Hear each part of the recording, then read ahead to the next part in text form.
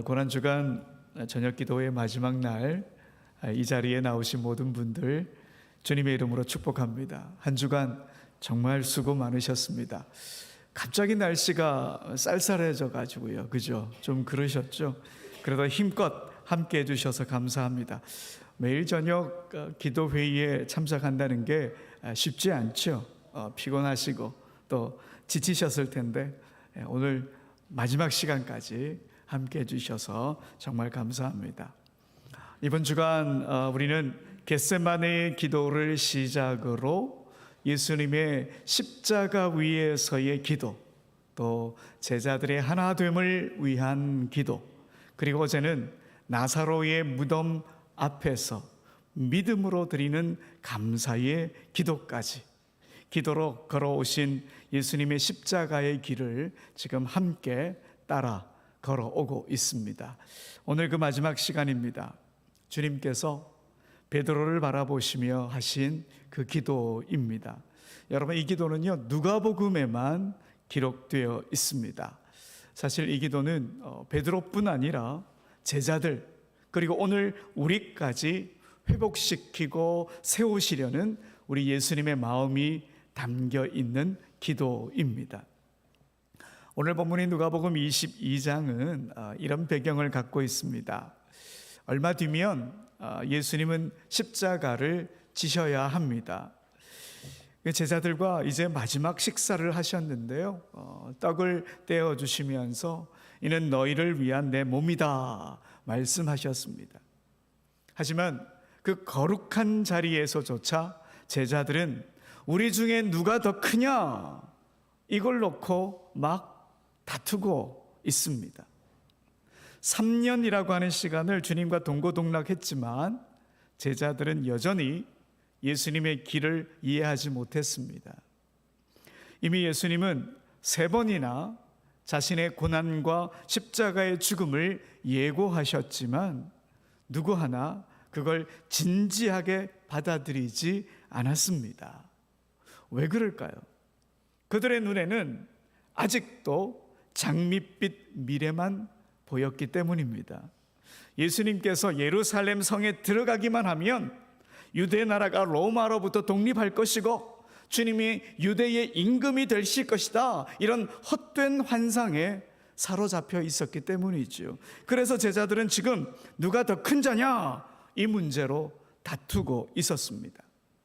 십자가의 그림자가 짙게 드리워지고 있는데도 그들은 여전히 세상의 방식으로 누가 크고 누가 높고 막 이런 걸 따지고 있었던 거죠. 아마 그 자리에 계셨던 우리 주님 참 외로우셨을 것 같습니다. 이 땅에서의 마지막 시간이 지금 눈앞에 다가오고 있는데 사랑하는 제자들은 아직도 미숙한 신앙의 자리에서 벗어나지 못하고 있으니까요. 여러분, 보통 우리는 외로움에 젖게 되면 자신을 더 깊이 들여다보게 됩니다. 하지만 그 들여다봄이 꼭 좋은 쪽으로만 흘러가는 건 아니지요. 혼자 두면요, 오만 생각이 다 나죠. 그래서 왜 나만 이런 상황이냐, 나는 왜 이렇게 외로울까, 그렇게 시작된 생각은 어느새 자신과 남을 비교하기 시작하고요, 원망이 막 싹트게 됩니다. 때로는 자기 연민과 우울감에서 벗어나지 못하게 됩니다. 이렇게 외로운 사람은 연약하게 우리를 만들어버리죠, 외로움이.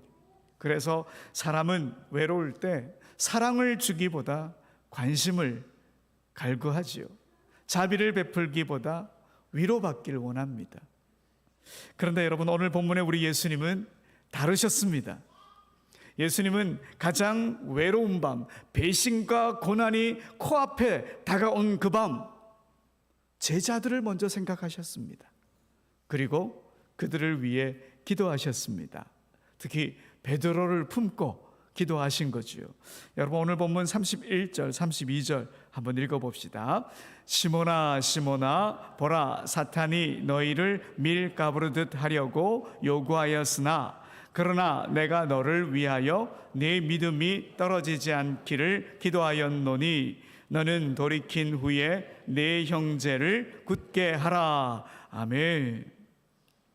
여러분, 외로움의 자리에서 사랑을 선택하고 섭섭함을 삼키며 자비를 품을 수 있다면 그 사람은 성숙한 신앙인입니다. 자신의 상처보다 다른 이의 연약함을 먼저 생각하는 것, 그게 바로 예수님을 닮아가는 거지요. 믿음이 자란다고 하는 것은 결국 이런 순간에 내 감정보다 주님의 마음을 따르는 것, 이런 게 아닐까요? 우리 주님 그 밤 외로우셨지만 그 외로움 때문에 무너지지는 않으셨습니다. 섭섭함에 얽매이지도 않으셨고요, 분노로 마음을 닫아버리지도 않으셨습니다. 여러분, 메시아의 오심을 미리 예언했던 이사야 선지자가 우리 주님의 모습을 이렇게 표현했습니다. 이사야 42장 3절의 말씀입니다. 함께 읽어봅시다. 상한 갈대를 꺾지 아니하며 꺼져가는 등불을 끄지 아니하고 진실로 정의를 실행할 것이며. 아멘.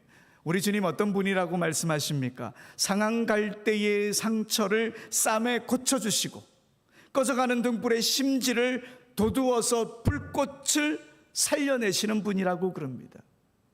가늠하다 잡혀온 여인을 보고 뭐라고 말씀하십니까? 나는 너를 정죄하지 않는다. 세리장 삭개오를 보시고 말씀하셨습니다. 오늘 내가 네 집에 묵어야 하겠다, 그렇게 말씀하셨습니다. 예수님은 누구를 대하든 천하보다도 가장 존귀한 존재로 그 모든 사람들을 대하셨습니다. 그 모습을 오늘 본문에도 보여주고 계신 거죠. 시몬아 시몬아 들어봐라, 사탄이 밀을 채질하듯 너를 갖고 흔들려고 하는구나. 하지만 나는 네 믿음이 꺾이지 않도록 너를 위하여 기도했단다. 우리 주님 베드로를 위해 진심으로 기도하셨습니다. 그를 사랑하셨기 때문이지요. 그런데 베드로가 뭐라고 그럽니까? 나는 흔들리지 않는 믿음을 가졌습니다, 이렇게 자신합니다. 그래서 주님을 끝까지 따르겠노라 자신의 각오를 주님께 말씀드리지요. 여러분, 오늘 보면 33절입니다. 함께 읽어봅시다. 그가 말하되 주여 내가 주와 함께 오게도 죽는 데에도 가기를 각오하였나이다. 어디든 다 따라가겠다는 거예요. 죽음의 자리까지 따라가겠다 자신하고 있는 거예요. 저는 이 말에 거짓이 섞여 있었다고는 생각지 않습니다. 베드로는 정말 그런 각오가 되어 있었다, 그렇게 생각을 합니다. 하지만 그가 아직 모르는 게 하나 있었습니다. 그건 자신이 한낱 인간일 뿐이라고 하는 그 사실, 연약한 티끌 같은 존재라고 하는 그 사실, 이걸 제대로 몰랐다는 거예요. 공포와 두려움의 쓰나미가 막 몰려올 때에 이성적인 판단이나 결심이 얼마나 무력해지는지 베드로는 아직 그걸 몰랐어요. 베드로의 이 말을 듣고 우리 주님 이렇게 말씀하시죠. 여러분 34절도 함께 읽어봅시다. 이르시되 베드로야 내가 네게 말하노니 오늘 닭 울기 전에 네가 3번 나를 모른다고 부인하리라 하시니라. 아멘. 여러분, 같은 일이 3번 반복된다, 무슨 뜻일까요? 그건 단순한 실수가 아니라는 말입니다. 철저한 부정이고 완전한 무너짐, 이런 의미입니다. 여러분, 누가복음에 기록되어 있는 베드로가 예수님을 부인하는 그 말을 보십시오. 참담함 그 자체입니다. 이 여자야, 나는 그를 알지 못한다. 이 사람아, 나는 아니란 말이요. 이 사람아, 나는 당신이 무슨 소리를 하는지 모르겠어. 이렇게 3번에 걸친 베드로의 부인은 그가 처한 위기를 벗어나려고 하는 몸부림도 있었겠지만 이 말로 인해서 그는 주님과의 관계를 끊어버렸습니다. 스스로 주님을 부정했습니다. 베드로는 그렇게 철저히 무너진 거죠. 그동안 베드로는 주님의 제자라고 하는 자부심이 대단했습니다. 주는 그리스도시요 살아계신 하나님의 아들입니다. 아무나 이렇게 고백할 수 있습니까? 아니잖아요. 이런 고백까지 했으니 자기 예수님에 대해 수제자라고 하는 자부심 얼마나 대단했겠습니까? 그런데 이게 나다라고 믿어왔던 그 자아의 껍질이 그날 밤 그냥 산산이 무너져 내린 거지요. 그렇게 무너지고도 겨우 살아남는다 해도 그는 아마 자기에 대한 혐오와 절망감 속에서 살아갈 수밖에 없었을 겁니다. 그런데 여러분, 그럼에도 불구하고 베드로에겐 희망이 있습니다. 왜냐하면 그 희망의 뿌리가 우리 주님의 사랑이기 때문입니다. 주님은 이미 그의 약함과 배신까지도 다 아시면서 품어 안으셨습니다. 그래서 주님 이렇게 말씀하시죠. 나는 네 믿음이 꺾이지 않도록 너를 위하여 기도하였단다. 네가 다시 돌아올 때는 네 형제들을 굳세게 하여라. 주님의 이 기도가 없었다면 베드로는 더 이상 베드로로 살아갈 수 없었을 겁니다. 그의 인생은 실패의 이름으로 기록되었을지도 모르겠습니다. 하지만 주님의 이 기도가 있었기에 그는 다시 일어설 수 있었습니다. 그리고 형제들을 굳세게 하는 사람, 사랑으로 교회를 세우는 사도가 될 수 있었습니다. 여러분, 한번 넘어지면 끝입니까? 아닙니다. 넘어졌다면 다시 일어서면 됩니다. 넘어진 자리에서 주저앉아서 그걸 숙명이라고 받아들일 때 거기에 희망이 없는 거예요. 하지만 주저앉은 그 자리에서 다시 몸을 일으켜 세우기만 한다면 거기서부터 희망은 시작되는 거예요. 프랑스의 조각가 알베르토 자쿠메티, 혹시 들어보셨는지 모르겠습니다. 그는 20세기 가장 영향력 있는 예술가 중에 한 사람입니다. 그의 조각 작품 여러분 보니까 어떻습니까? 오른쪽에 길쭉하고 메마른 인간의 형상을 갖고 있지 않습니까? 참 나약해 보입니다. 허약하고 말라있고 뭔가 힘이 없어 보이고 왜 저렇게 만들었지? 그런데 그는 결코 누워있는 사람을 조각하지 않았습니다. 전부 서 있는 사람만, 평생 서 있는 사람만 조각했습니다. 왜냐고요? 자쿠메티가 이렇게 말했습니다. 나는 직립한 인간만을 조각한다. 인간이 서 있다는 것, 하늘을 향해 수직의 자세를 취하고 있다는 것, 거기에 인간의 위대함이 있다. 수평의 인간은 죽음을 뜻한다. 잠이요, 의지 상실이요, 인간다움의 포기요, 굴복이다. 인간이 아무리 빈약한 체형을 가졌더라도 서 있을 수 있는 한 희망은 있다. 참 인상 깊은 말이지 않습니까? 현실이 어렵다고 쉽게 낙심하거나 자포자기하지 말자는 말입니다. 넘어져 있지 말고 허리를 세워서 수직으로 살아가자, 이 말이지요. 이게 인간답고 희망이 있는 삶이다. 이걸 우리에게 전해주고 있습니다. 그런데 여러분, 우리가 살아가는 세상 그리 호락호락한 곳은 아니지요. 한번 루저는 영원한 루저다, 낙인 찍듯 그렇게 말하는 세상입니다. 넘어짐을 허용하지 않는 냉혹한 세상처럼 보입니다. 하지만 우리 주님, 넘어지는 것도 삶의 일부야 우리에게 가르쳐 주셨습니다. 넘어진 베드로 그냥 두지 않으시지 않았습니까? 넘어짐을 알면서도 뭐라고 하셨습니까? 나 널 위해 기도하고 있단다. 다시 돌아와서 다시 일어서자. 넘어지는 것이 삶의 일부임을 받아들이라고 주님이 말씀하십니다. 그러나 그 자리에서 다시 일어서자, 그렇게 말씀하십니다. 지저스 스푼이라고 하는 책이 있습니다. 하도 금수저 흙수저 이러니까 그런 세상의 잣대 속에서 신앙인의 정체성을 바로 세우자고 어느 기독교 상담가가 쓴 책입니다. 그 책에 이런 이야기가 나와요. 어느 어머니와 아들의 이야기입니다. 그 어머니 교회 권사님이신데 아들에게 늘 한 가지 미안한 마음이 있었다고 합니다. 가정 형편이 어려워서 아들이 원하던 공부를 더 하지 못하고 집안 사정을 따라 직장에 다니게 된 것, 그게 늘 마음에 걸렸다 그래요.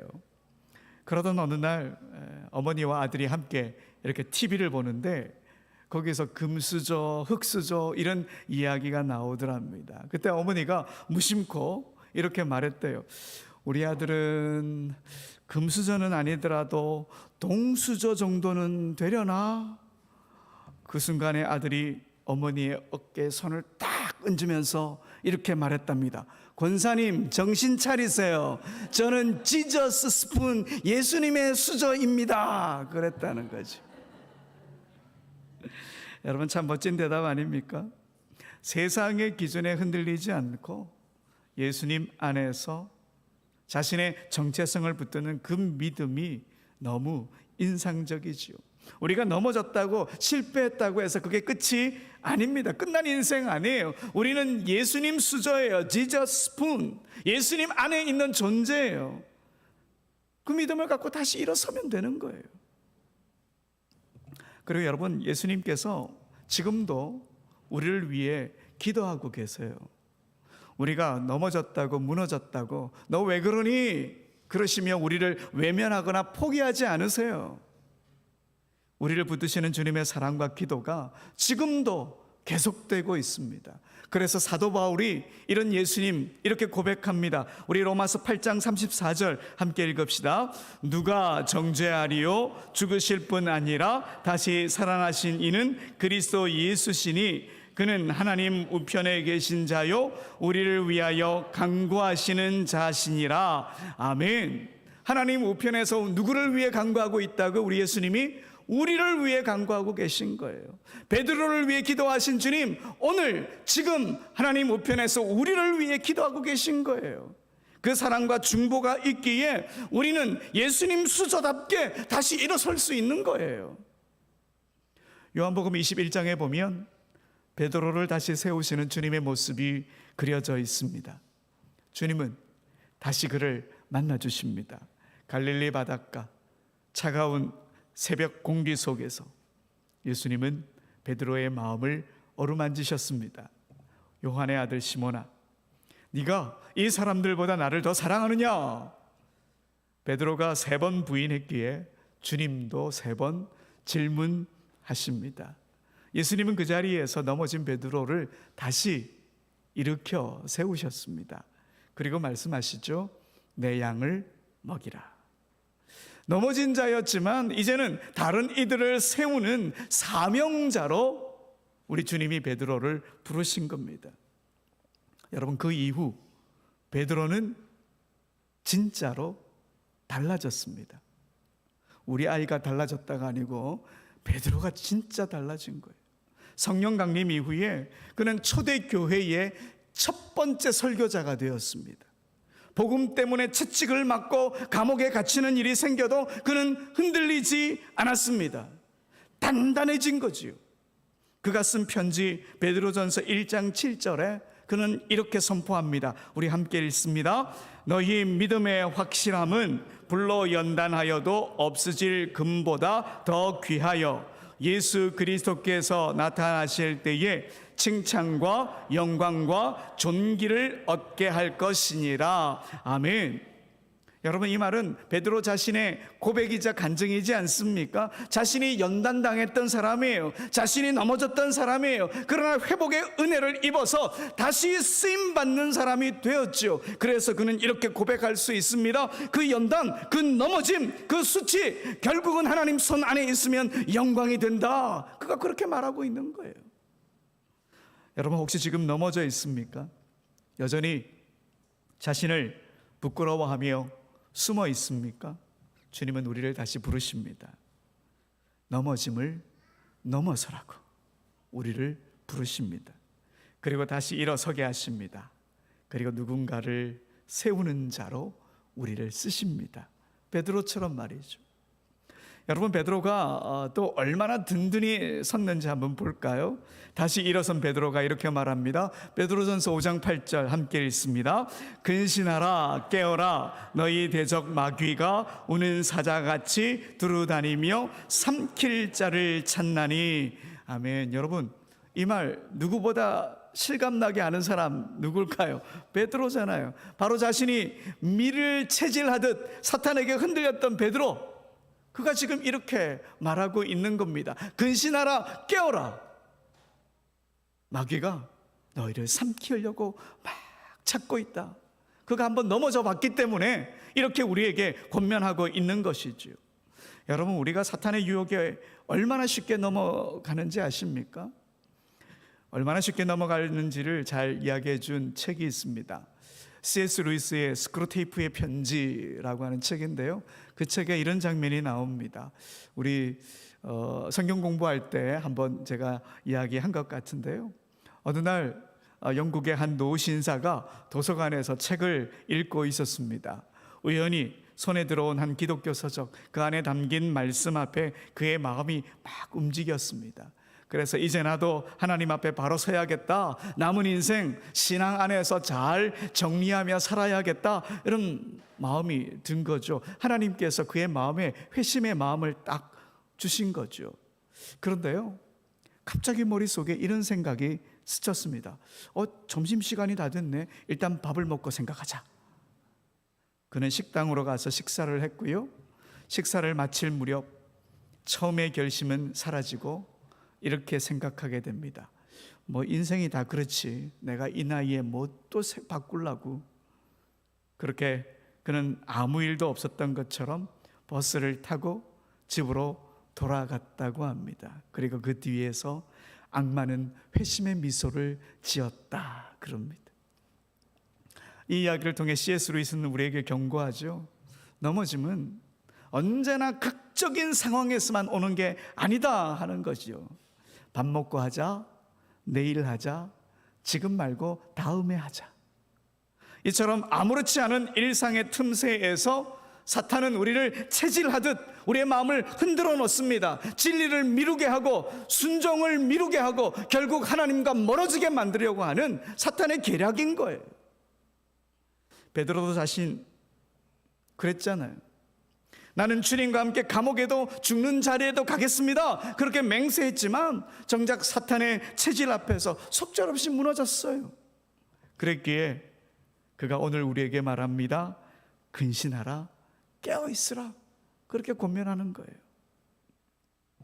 그리고 든든히 선 베드로, 오늘 이 사건을 되돌아보며 초대교회 성도들에게, 그리고 오늘을 살아가는 우리에게 이런 권면도 남겼습니다. 여러분, 베드로전서 1장 24절 25절도 함께 읽어봅시다.